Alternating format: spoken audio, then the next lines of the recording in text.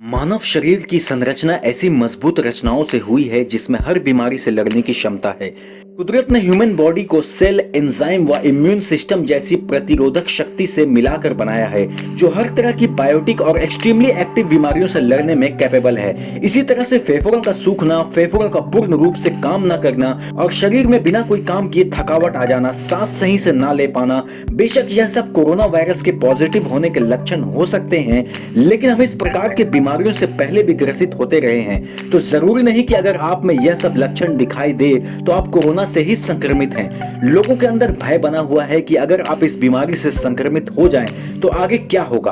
अगर इस बीमारी का संपूर्ण इलाज ना हो पाया तो उनका और उनके परिवार का क्या होगा। ऐसे में आज हमने इस वीडियो में बताने की कोशिश की है कि कोरोना की गंभीरता क्या है और उसके लक्षण किस प्रकार के होते हैं तथा इससे बचने की क्या सावधानियां हैं। और हमारा सबसे महत्वपूर्ण पॉइंट यह है कि क्या हो अगर आपको कोरोना की वजह से अस्पताल में भर्ती होना पड़े, लेकिन इसके लिए आपको हमारा यह वीडियो पूरा अंत तक देखना पड़ेगा। साथ ही दोस्तों, आपसे अनुरोध है कि अगर आप इस वीडियो को फेसबुक पर देख रहे हैं तो हमारे पेज को लाइक कर दीजिए और अगर आप हमारे यूट्यूब के व्यूअर्स हैं तो हमारे चैनल को सब्सक्राइब कर दीजिए।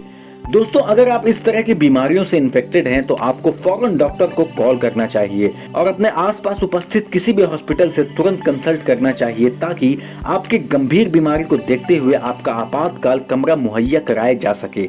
अगर आपको सांस लेने में दिक्कत या सांसों का तेज चलना या आपकी सुनने या चीखने की इंद्रियां ठीक तरीके से काम नहीं कर रही हैं तो यह लक्षण आपकी एक गंभीर बीमारी का संकेत हो सकती है। ऐसे हाल में आपको तुरंत हॉस्पिटल का दौरा करना चाहिए और तमाम तरीकों के जांच से गुजरना चाहिए। हालांकि अपने इलाज शुरू करने से पहले हॉस्पिटल में इमरजेंसी वार्ड का उपलब्ध रहना भी एक चुनौती से कम नहीं है। ऐसे में आपको दूसरे हॉस्पिटल से भी संपर्क करना जरूरी है ताकि इमरजेंसी की स्थिति में आपको किसी भी हॉस्पिटल में शिफ्ट कराया जा सके, क्योंकि इस तरह की बीमारी में काफी कम समय आपके हाथों में होती है और जान जाने का खतरा बना रहता है।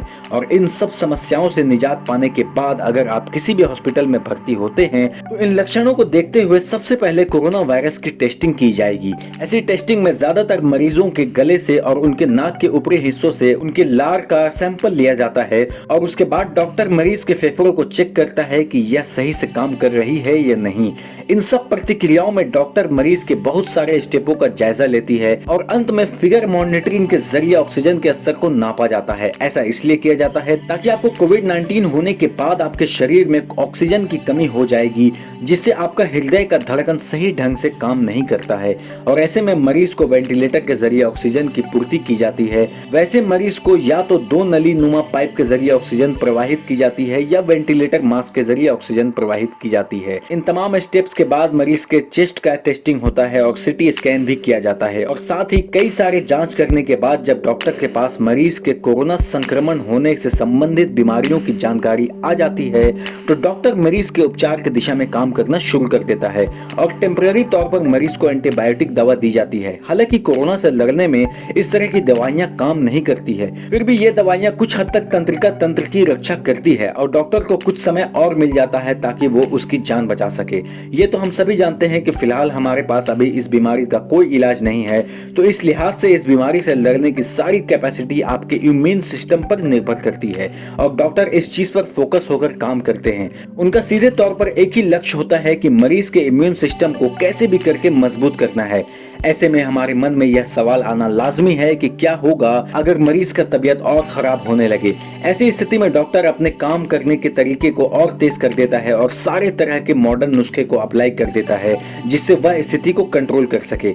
जब मरीज को सांस लेने में और कठिनाई होने लगती है तो डॉक्टर उसे मैकेनिकल वेंटिलेटर के जरिए उसके शरीर में टेम्परेचर को बैलेंस करता है और उसके अंदर मौजूद वायरस को मैकेनिकल वेंटिलेटर एक कंप्रेसर के जरिए बाहरी इन्वॉल्वमेंट में एमिशन करता है। लेकिन ऐसे में दूसरे मरीजों के लिए भी यह वायरस घातक हो सकती है, तो इस मैकेनिकल वेंटिलेटर की सुविधा देने से पहले मरीज को एक स्पेशल मैकेनिकल वेंटिलेटर रूम में रखा जाता है और उस रूम की बनावट ऐसी होती है जो उस रूम में मौजूद हवा को एक फिल्ट्रेशन के जरिए फिल्ट्रेशन मशीन के द्वारा बाहरी वातावरण में फेंक दिया जाता है। हालांकि इस तरह की सुविधा देश के कुछ ही अस्पतालों में मौजूद है और सरकार इस दिशा में काम कर रही है। कुछ एक्सपर्ट्स यह भी बताते हैं कि इस तरह के उपकरण से काफी मरीज को ठीक किया जा चुका है, क्योंकि उनके अनुसार इस उपकरण में ट्यूब होती है, वह हमारे माउथ के जरिए दोनों फेफड़ों के बीच में सेट किया जाता है और सेटिंग इस प्रकार की जाती है कि दोनों फेफड़े को ब्रीथिंग बैलेंस नियंत्रण कर सके और फेफड़ों को शुद्ध हवा प्रदान किया जा सके। तो इस प्रकार से हमारे शरीर में एक वेंटिलेटर सिस्टम के जरिए ऑक्सीजन प्रवाहित की जाती है। तो दोस्तों, ये थी हमारी आज की एक खास पेशकश। उम्मीद है आपको ये हमारी वीडियो पसंद आई होगी। तो कमेंट करके हमें बताइए कि आपको कौन सा पॉइंट सबसे ज्यादा पसंद आया।